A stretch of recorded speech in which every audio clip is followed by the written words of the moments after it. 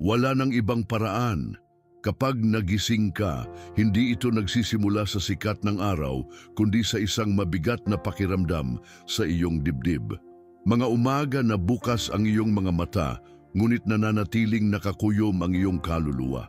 Mga umaga na masakit huminga, nakakapagod mag-isip at parang isang pakikipaglaban sa sarili ang pagbangon. Kung ganyan ka nagising ngayong umaga, na puno ang isip at masikip ang dibdib, gusto kong malaman mo ito. Ang mensaheng ito ay para sa iyo. Hindi ka nag-iisa. Nakita ng Diyos ang iyong paggising. Narinig niya ang tahimik na ingay ng iyong mga iniisip at inihanda niya ang pagtatagpong ito bilang sagot sa iyong tahimik na panawagan. Hindi aksidente ang pagpunta mo rito. Ang langit mismo ang kumakatok sa iyong balikat at bumubulong, "Nandito ako, anak. Nandito ako, anak." Bago mo simulan ang iyong araw, bago ka gumawa ng mga desisyon, bago ka humarap sa mundo, huminto ka, hindi dahil sa obligasyon, kundi dahil sa pag-ibig. May isang bagay na mas kailangan ng iyong kaluluwa kaysa sa kape o balita, ang kapahingahan. At hindi ito pisikal na pahinga, kundi malalim na pahinga ng kaluluwa. Iyon ay hindi matatagpuan sa kama o sa mga pampalipas oras, kundi sa presensya ng Diyos. Ang Filipenses 4:6 ay hindi lang isang talata na babasahin mo lang. Ito ay isang mahalagang paanyaya.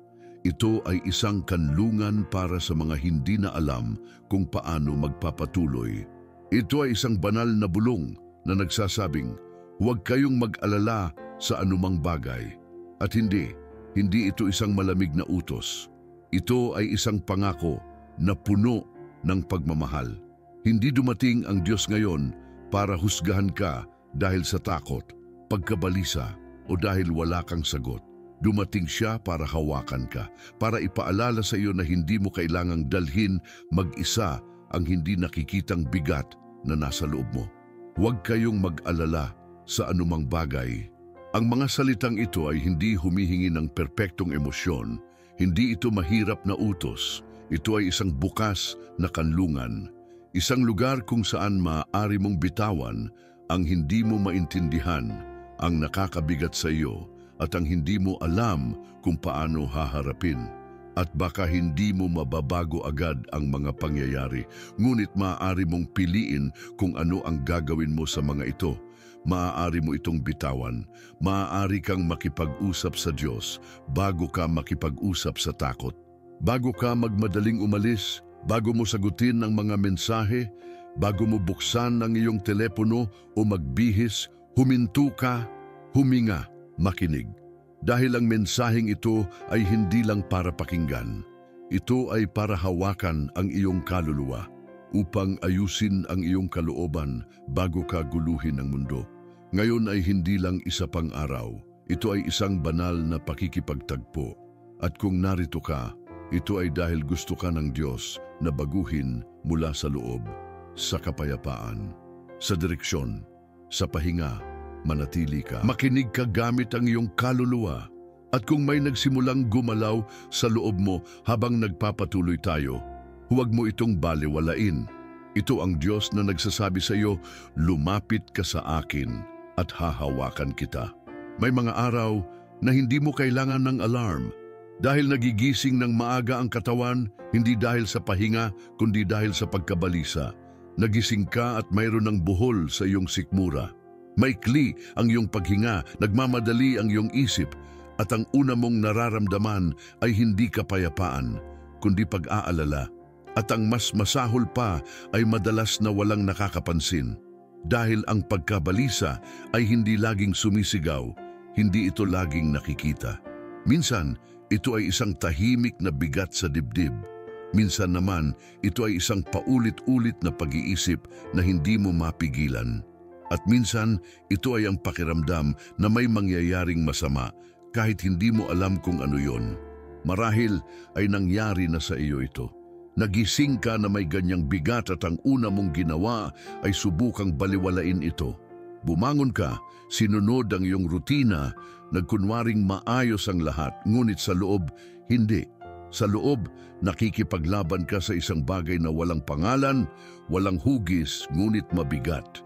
At nakakapagod iyon dahil hindi ka lang sumusubok na gumana, sumusubok ka ring hindi bumagsak. At sa gitna ng lahat ng iyon, minsan ay nagdarasal tayo. Ngunit nagdarasal tayo ng may takot, hindi ng may pananampalataya. Nakikipag-usap tayo sa Diyos, oo, ngunit mula sa lugar ng pag-asa, hindi ng tiwala. Sinasabi natin sa Kanya ang mga bagay na kinatatakutan natin, ngunit parang hindi tayo umaasa ng sagot. Parang gusto lang nating ilabas ang lahat, ngunit hindi tumanggap. Parang ang panalangin ay para lang sa pagpapagaan, ngunit hindi para sa koneksyon. At doon lalong bumibigat ang pagkabalisa. Dahil ang pagdarasal mula sa takot ay parang paghinga sa gitna ng bagyo. Hindi ito nagpapahinahon, tumutulong lang ito na mabuhay ka ng kaunti pa. Ngunit ang paanyaya ng Diyos sa Filipenses 4:6 ay iba. Hindi ito para baliwalain ang pagkabalisa. Hindi ito para itago ito. Ito ay para hindi mo ito dalhin mag-isa, para ilahad ito, para ipakilala ito, para sabihin sa Ama, masakit ito, mabigat ito, nakakatakot ito, at hindi gamit ang mga formula o tamang mga salita, kundi gamit ang bukas na puso. Dahil ang gusto ng Diyos ay hindi isang talumpati. Ito ay isang pagtatagpo. Ito ay ang tunay na pagsuko na nagmumula kapag kinikilala natin na hindi natin kayang lahat at hindi naman natin kailangang kaya lahat. May kalayaan sa pagkilala na hindi ka maayos. Sa hindi pagpapanggap na malakas sa harap ng Diyos na nakakakilala sa iyo mula sa loob. Hindi ka hinihilingan ng Diyos na huwag kang makaramdam ng pagkabalisa. Hinihilingan ka niya na huwag mo itong harapin ng mag-isa. Hinihilingan ka niya na kausapin mo siya, na ipakita mo sa Kanya ang hindi mo maintindihan minsan, na buksan mo ang iyong puso sa Kanya kahit na ang tanging masasabi mo lang ay, Panginoon, hindi ko na kaya. Dahil minsan, iyon ang pinakamakapangyarihang panalangin na maaari mong gawin, at kapag ginawa mo iyon, may magbabago. Siguro hindi sa labas, ngunit sa loob, oo. Dahil kung saan may bagyo dati, nagsisimulang dumating ang simoy ng hangin. Kung saan may kaguluhan dati, nagsisimulang magkaroon ng kaayusan.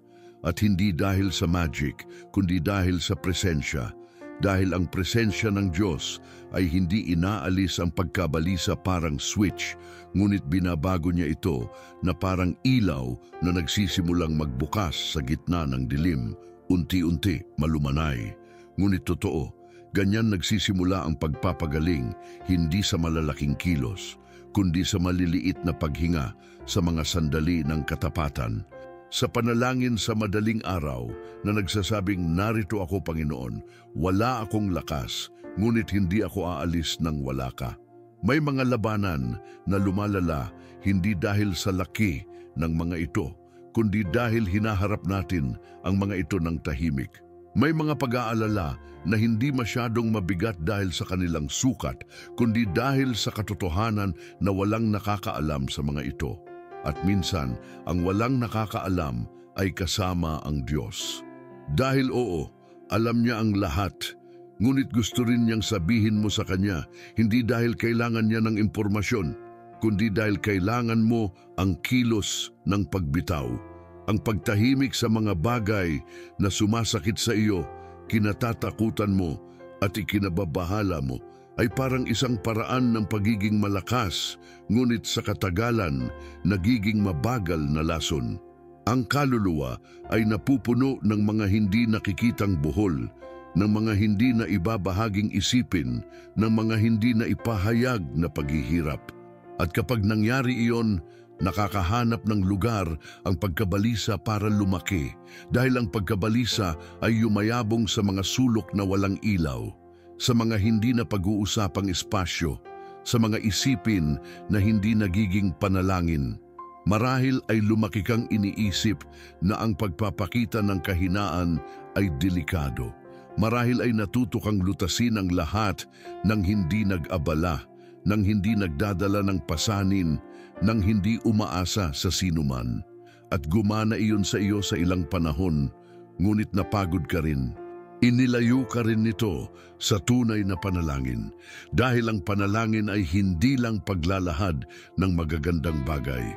Hindi ito pagdating na may malinis na talumpati. Ito ay pagdating na ang kaluluwa ay kung anuman ito. May alikabok, may pagod, may kalituhan, may luha kung kinakailangan, may katahimikan kung wala kang masabi. Ang Filipenses 4:6 ay hindi nagsasabi, kausapin mo ang Diyos kapag may kalinawan ka. Sinasabi nito, sa bawat sitwasyon, ilahad mo ang iyong kahilingan. Kasama na rito ang mga araw na malungkot. Kasama na rito ang mga isipin na nakakagulo. Kasama na rito ang mga takot na nahihiya kang sabihin ng malakas. At ang pagsasabi sa mga ito, pagsusulat sa mga ito, pagbibigay pangalan sa mga ito, ay isang kilos ng pananampalataya. Ito ay pagkilala na hindi nababahala ang Diyos sa kung ano ang sumasakit sa iyo, na hindi siya lumalayo kapag ipinagtapat mo ang iyong kaguluhan, na hindi siya nadidismaya kapag sinabi mo sa Kanya, nasa dulo na ako. Ang pagtahimik sa kaluluwa dahil sa pagmamataas, sa nakasanayan o sa takot ay parang pagpatay sa isang alarm ng hindi pinapatay ang apoy. Mawawala ang ingay, oo, ngunit nandoon pa rin ang panganib.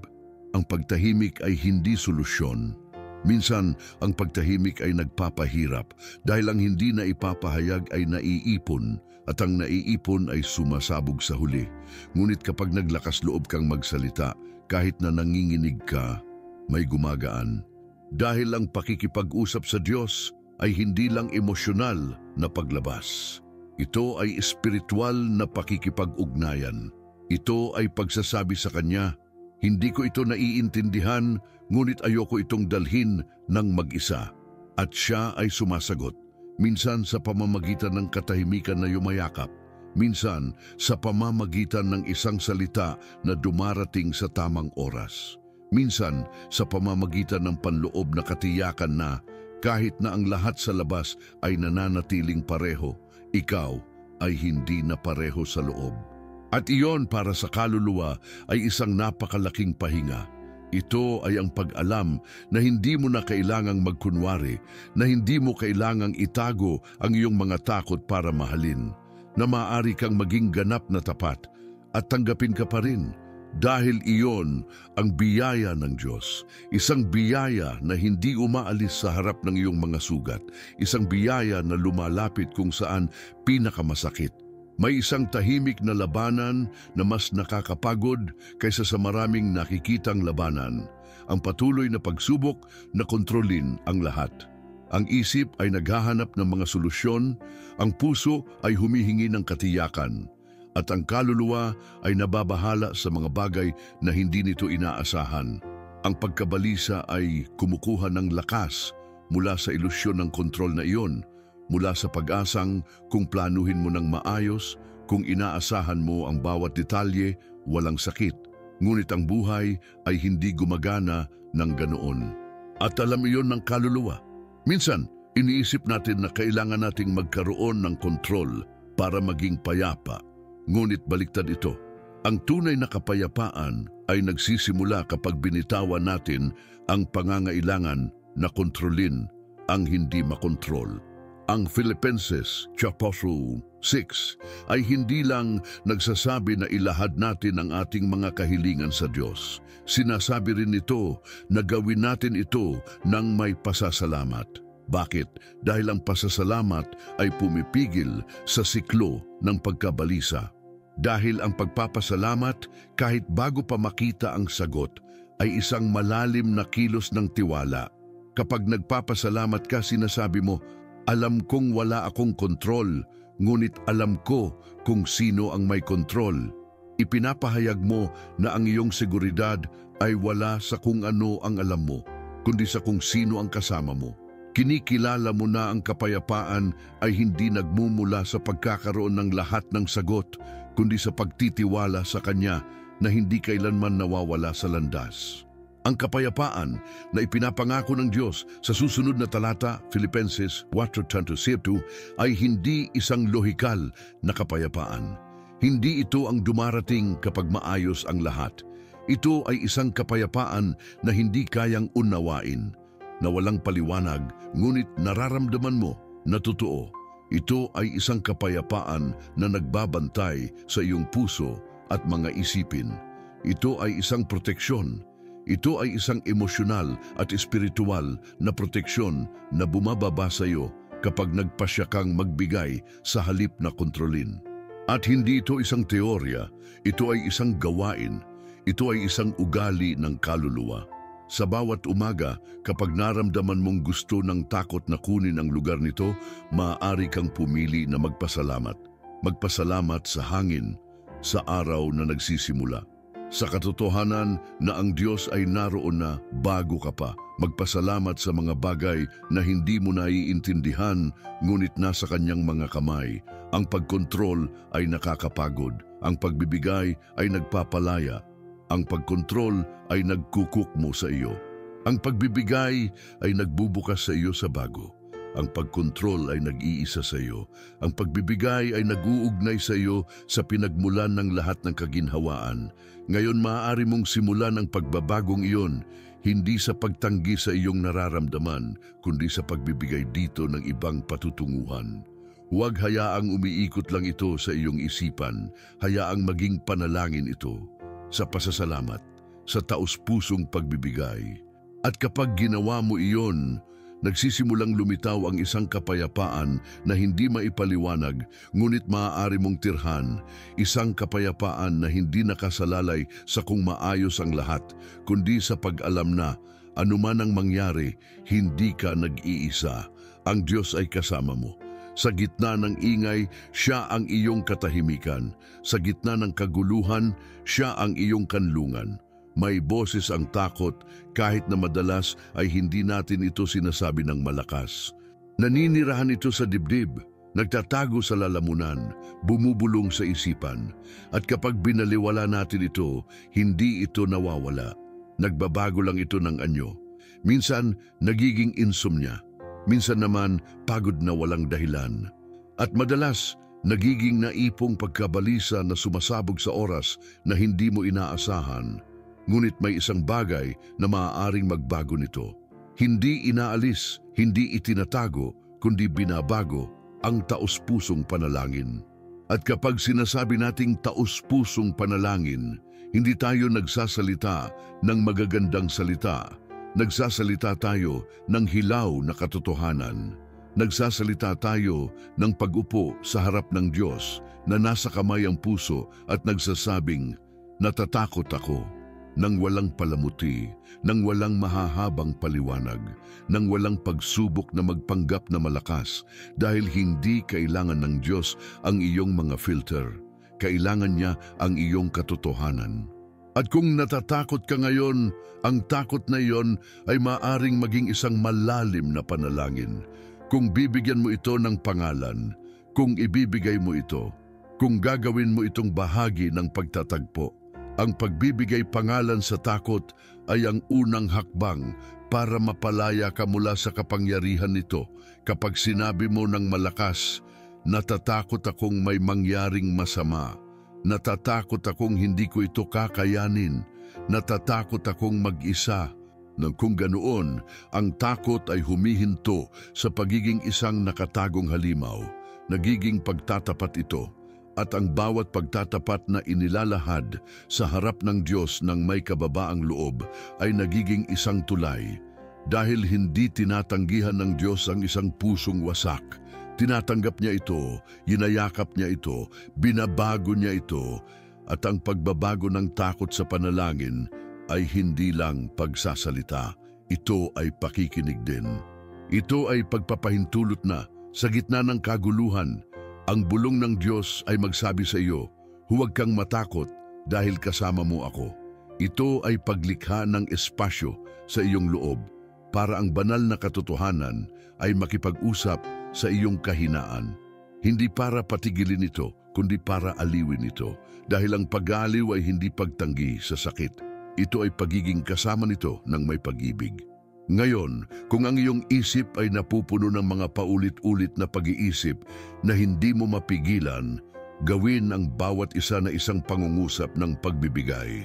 Panginoon, hinahabol ako ng isiping ito, ngunit ibinibigay ko ito sa iyo. Hindi ko alam kung paano ako magpapatuloy, ngunit alam mo at nagtitiwala ako. Ito ang pinakatahimik, ngunit pinakamakapangyarihang espiritual na labanan.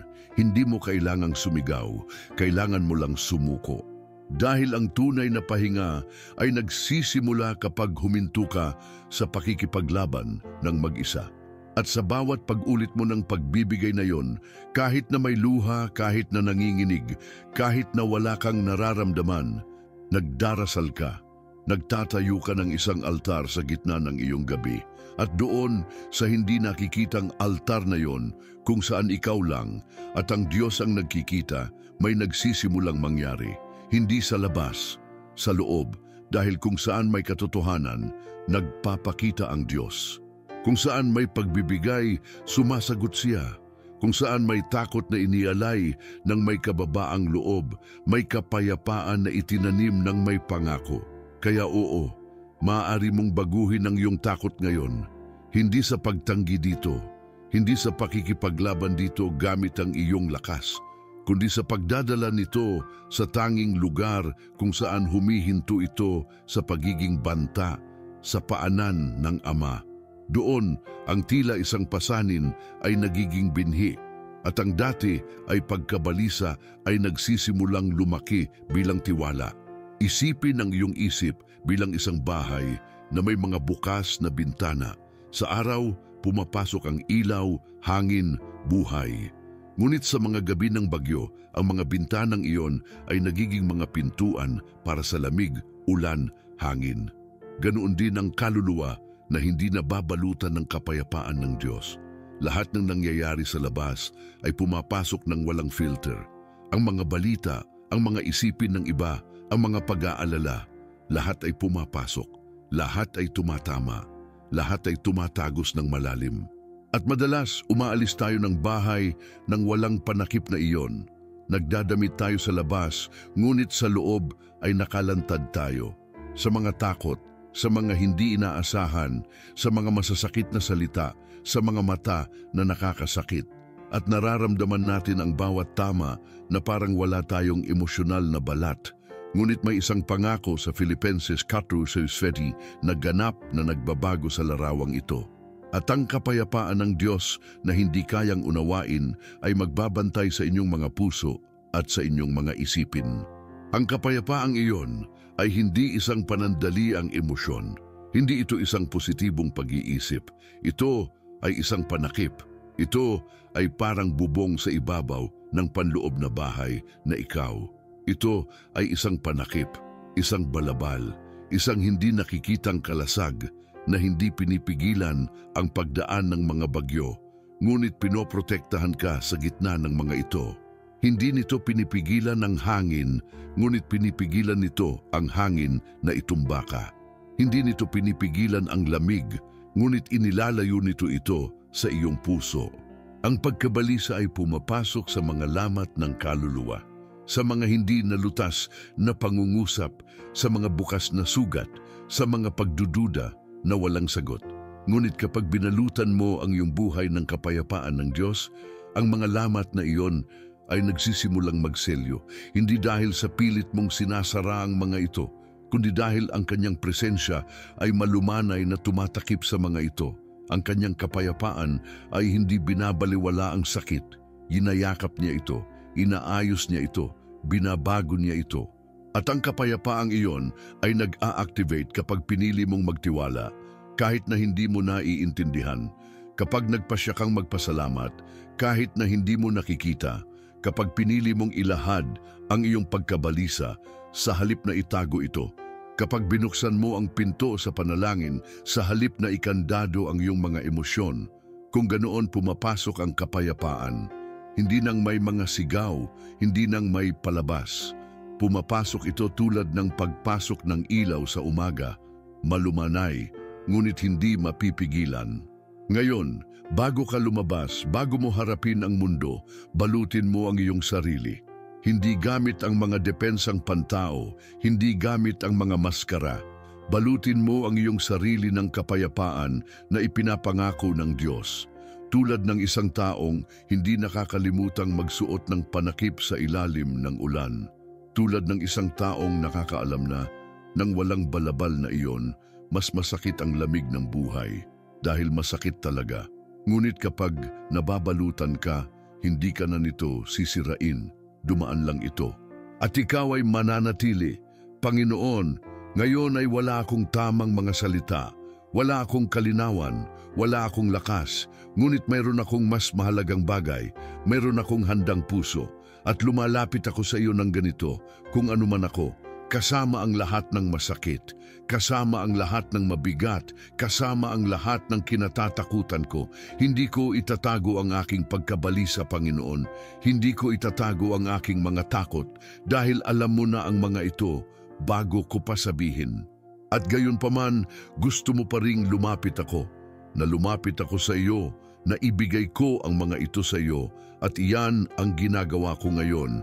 Narito ang aking mga isipin na hindi humihinto. Narito ang aking mga pag-aalala na nagnanakaw ng aking tulog. Narito ang aking mga pasanin na hindi ko kayang dalhin ng mag-isa. Ibinibigay ko ang mga ito sa iyong paanan. Hindi ko naiintindihan ang lahat ng nararanasan ko. Hindi ko alam kung paano ito malulutas. Hindi ko alam kung kailan ako makakaramdam ng ganap na kapayapaan. Ngunit nagtitiwala ako. Nagtitiwala ako hindi dahil may kakaiba akong nararamdaman, kundi dahil tapat ka kahit na ako ay mahina. Nagtitiwala ako dahil ang iyong salita ay hindi nagbabago, kahit na ang aking mga emosyon ay nagbabago. Nagtitiwala ako dahil nangako kang kasama kita araw-araw, at ngayon ay isa sa mga araw na pinakakailangan kita.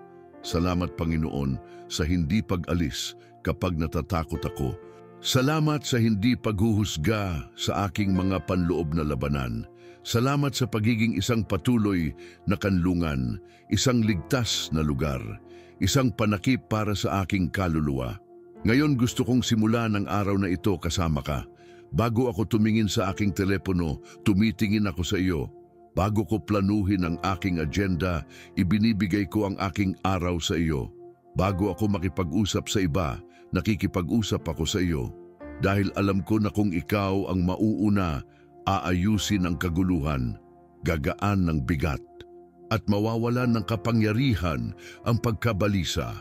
Huwag mo akong hayaang mahulog sa rutina ng paglimot sa iyo. Ipaalala mo sa akin sa bawat sandali na ikaw ay narito, na nakikinig ka sa akin, na hawak mo ako. Gawin mo akong mulat sa iyong kapayapaan sa gitna ng ingay. Gawin mo akong sensitibo sa iyong boses sa gitna ng pagod. Gawin mo akong matapang na magpatuloy kahit na wala akong lahat ng sagot. Ito ang aking panalangin ngayon, hindi perpekto, hindi pinalamutian, ngunit totoo. At alam kong tinatanggap mo ito. At alam kong sumasagot ka dahil ikaw ay Ama, dahil ikaw ay pag-ibig, dahil ikaw ay kapayapaan. Amen. Ang Filipenses 4:6 ay hindi humihingi sa iyo ng perpektong emosyon. Hindi ito humihingi na huminto ka sa pagdamdam. Hindi ka nito kinukondena dahil nagising ka ng may pagkabalisa. Nag-aalok ito sa iyo ng isang kakaibang bagay. Nag-aalok ito sa iyo ng kanlungan. Isang sagradong espasyo kung saan maaari kang maging sarili mo, kasama ang lahat ng iyong mga pasanin at gayon paman ay tanggapin ka. Pakinggan, ibalik sa dati. Ngayon, habang nagsisimula ang araw sa harap mo, tandaan ito. Hindi mo kailangang kontrolin ang lahat. Hindi mo kailangang lutasin ang lahat ngayon. Hindi mo kailangang magpakita ng lakas kung ang pinakakailangan mo ay kaginhawaan. Dahil hindi naghihintay ang Diyos na maging isang taong hindi ka naman talaga. Gusto lang niyang lumapit ka kung ano ka, kasama ang iyong takot, kasama ang iyong pagod, kasama ang iyong mahina ngunit buhay na pag-asa. Naway ang mensaheng ito ay maging iyong angkla kapag nagsisimulang gumalaw ang araw. Naway maging iyong kanlungan ito kapag gusto ng pagkabalisa na bumalik. Naway maging paalala ito sa iyo na hindi ka nag-iisa, na ang isa na nangako ng kapayapaan ay hindi umalis. Narito pa rin siya. Kasama ka pa rin niya, tinatakpan ka pa rin niya. At kung mayroon man sa narinig mo ngayon ang humipo sa iyong puso, huwag mo itong hayaang dumaan lang. Itago mo ang salitang ito sa iyong kalooban. Balikan mo ito kapag kailangan mo. Alalahanin mo ito sa mga sandali ng katahimikan. Isulat mo ito sa iyong mga isipin at kung naramdaman mong may nagbago kahit na kaunti lang, kahit na banayad, magpasalamat ka. Dahil ang maliit na pagbabagong iyon ay isang himala na nasa proseso. Wala kang kakulangan dahil ngayon inuna mo ang Diyos.